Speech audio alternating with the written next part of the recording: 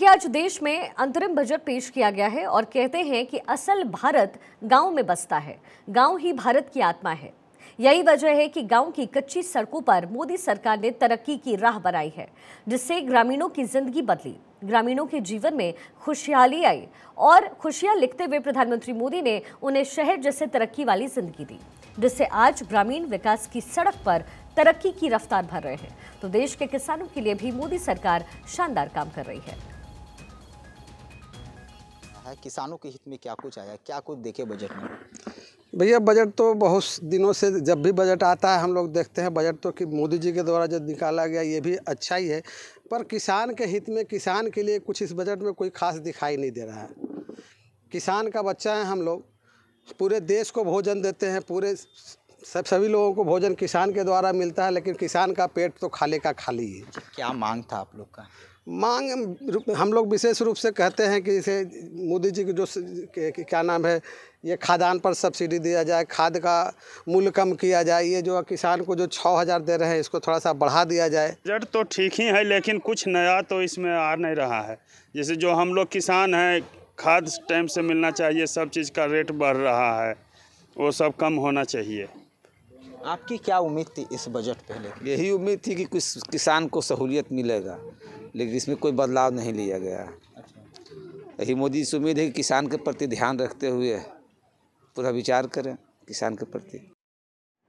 भारत दुनिया में सबसे युवा देश है। कहते हैं जिस ओर जवानी चलती है उस ओर जमाना चलता है।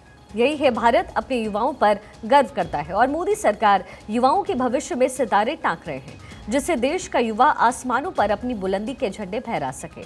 अंतरिम बजट में मोदी सरकार ने देश के युवाओं के लिए कई अहम योजनाओं का जिक्र किया। तो देश में युवा किस तरीके से तरक्की की गाथाएं लिख रहे हैं, उस पर भी रोशनी डालते हैं।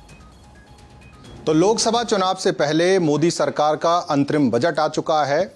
हर वर्ग के लिहाज से बजट को एक तरह से गढ़ा गया, लेकिन चुनाव सामने है और जो पूर्ण बजट है वो जुलाई में आएगा। लेकिन उसके पहले अंतरिम बजट को लेकर भोपाल के लॉ प्रेप के स्टूडेंट क्या सोचते हैं, युवा क्या सोचते हैं, जानने की हम कोशिश करेंगे। उन्हीं के बीच हम जानेंगे कि आप लोगों ने बजट देखा आज?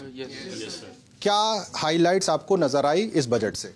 इस बजट की मेन जो हाइलाइट्स थी उसमें मुझे ये नज़र आया कि जैसे डायरेक्ट एंड इनडायरेक्ट टैक्सेस में कुछ चेंजेस नहीं है, जो कि टैक्स पेयर्स के लिए एक अच्छी बात है। एंड जो फिस्कल डेफिसिट है वो 2024 का फाइनेंशियल ईयर के लिए 5.9 था और इस बार 5.1 रखा गया, जो कि एक अच्छा स्टेप है कि सरकार का ज़्यादा पैसा और ज़्यादा लोन वो नहीं लेगी।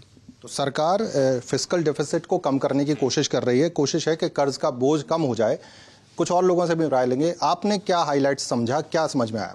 सर, जैसे अभी जो नया बजट पेश हुआ है फरवरी 21-24 को, तो उसमें बताया गया है कि जो टैक्स स्लैब रहेगा वो 7 लाख ही रहेगा। पर्सन का अगर 7 लाख नहीं है, उससे ज़्यादा नहीं है, तो वो टैक्स नहीं दे सकता है। और एयरपोर्ट जो रहेंगे वो बढ़ाने के इस साल में दोगुना करने का सोच रहे हैं 10 लाख से।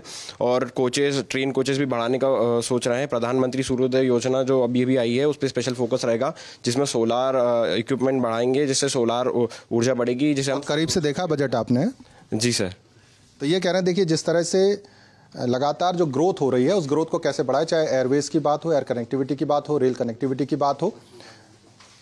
संस्थान के कुछ और लोगों से भी हम बात करेंगे, बच्चियों को इन्वॉल्व करेंगे। आपने क्या देखा इस बजट में? सर, मैंने देखा कि जो नई अभी वंदे भारत लॉन्च हुई है उसमें 40,000 न्यू कोचेस बनाए जाएंगे और जो हमारी जो लखपति देवियां हैं उनको हम 2 करोड़ से अब 3 करोड़ का पूरा पॉइंट रखा है गवर्नमेंट ने। लखपति दीदियां जो हैं, यानी कि जो गरीब महिलाएं हैं, उनकी आर्थिक स्थिति इतनी मजबूत की जाए कि 1 लाख साल तक कमा पाए। 1 करोड़ अभी है, 2 करोड़ और बढ़ाना है, तो ये बड़ा पॉइंट है महिलाओं के लिहाज से। अब और ज़्यादा हमारी जो वुमेन एम्पावरमेंट का केस है वो और एम्पावर होगा और वुमेन और आगे बढ़ेंगी और अच्छा करेंगी। आपने क्या देखा? आप अभी स्टूडेंट्स हैं, लॉ पढ़ रहे हैं आप, तो आपने क्या समझा?